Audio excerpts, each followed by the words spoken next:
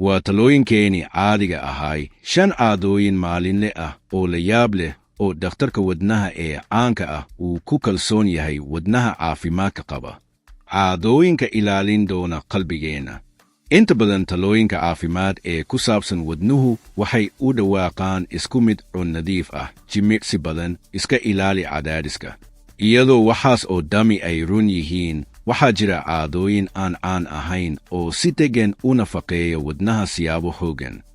Jack Wolfson oo ah khabiir ku takhasusay wadnaha iyo bare caafimaad oo si fiican loo yaqaan ayaa la wadaagay 5 dhaqamo maalinle ah oo sidan oo kale ah qoraal dhowaan soo baxay kuwaas oo aan kaliya taageeraynin sayniska laakiin sidoo kale si qoto dheer sida bini'aadamka ay si dabiici ah ugu xidhan yihiin si ay u noolaadaan. Kuwani maaha hacks bir ah, waa isbeddello dabacsan oo keeni kara dareen la yaab leh oo dheelitiran wadnaha iyo maskaxda labadaba. Halkan fiiri caadooyinkan aan caadiga ahayn laakiin waxtarka leh, iyadoo si dhow loo fahmayo sababta ay muhiim u yihiin. Waqti ku qaadashada dibadda, in ka badan hawo nadiif ah oo keliya. Sida laga soo xigtay Jack, soo gaadhista maalinlaha ee bannaanka waxay si weyn u dhimi kartaa fursadaha cudurrada wadnaha. Waa maxay sababtu? Ma aha oo kaliya qoraxda ama hawo cusub. Waa laxanka qarsoon ee dabeecadda, dhaqdhaqaaqa kulug leh iyo nasashada culayska dijitaalka ah. Daraasad la sameeyey 2.19 ayaa lagu ogaaday in ku qaadashada ugu yaraan 2 daqiiqo asbuuri deegaanka dabiiriga ah ay la xiriirto caafimaad wanaagsan iyo fayoobi. Firilka fudud ee samada hoostiisa, ku suradka cawska ama fadhida geedaha agtooda waxay caawisaa nidaaminta cadaadiska dhiiga iyo yaraynta hormoonada walaaca sida cortisol, kuwaas oo la og yahay inay waxyeeleeyaan wadnaha wakhti kadib. Seexo saacad ka hor.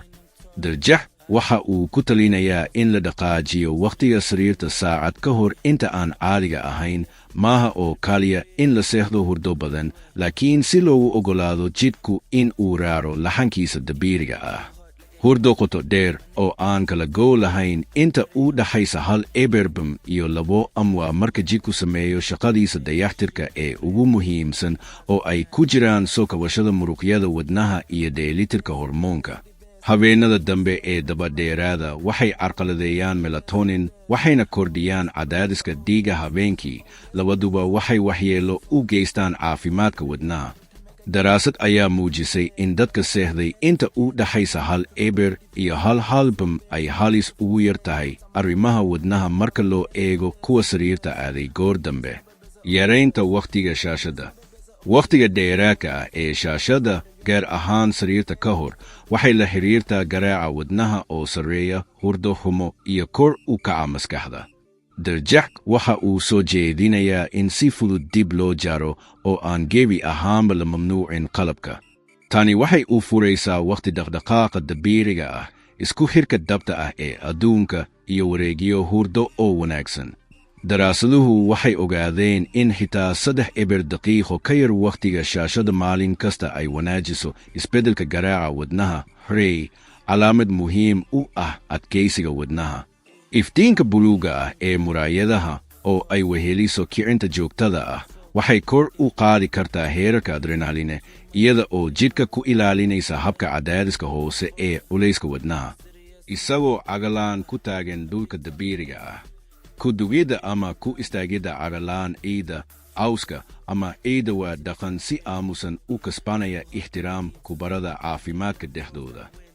Jack wuxuu kugula talinayaa caafimaadka wadnaha sababtoo ah saamayntiisa antibararka. Dhulku waxa uu qaadaa kharash taban oo khafiif ah. Xidhiidhka maqaar ilaa dhulku waxa laga yaabaa in uu ka caawiyo dhexdhexaadinta xagjirada horta ah ee si togan loo dallaco, yaraynta diiqada oksaydhka. Iyadoo cilmi baaristu ay weli sii kordhayso, daraasad yar oo ku jirta joornaalka deegaanka iyo caafimaadka dadweynaha 2.12 ayaa muujisay in hoos u dhigista dhiiga wanaajiyey oo ah arrin weyn oo caafimaadka wadnaha ah. Ku celcelinta mahadnaqa maalin kasta.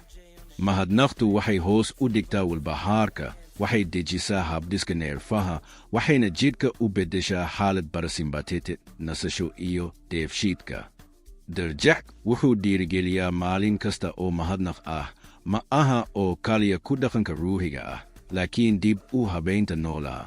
Marka maskaxdu ay la kulanto mahadnaq, waxay hoos u dhigtaa heerarka cortisol, waxayna kordhisaa hormoonada dareenka wanaagsan sida dopamine.